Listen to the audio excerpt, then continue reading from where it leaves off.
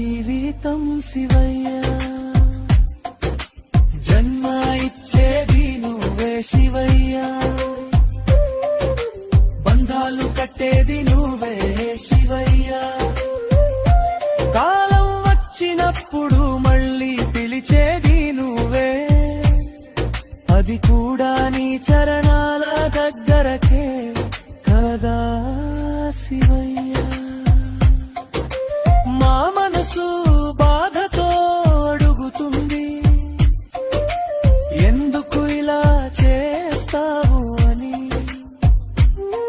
కానీ గుండె లోపల మరో స్వరం చెబుతుంది, అది కూడా ఆయన ప్రేమే అని. కన్నీళ్లతోనైనా నీ పేరే పాడుతాం, బాధలోనైనా నీకే నమస్కారం చేస్తాం, ఎందుకంటే శివయ్యా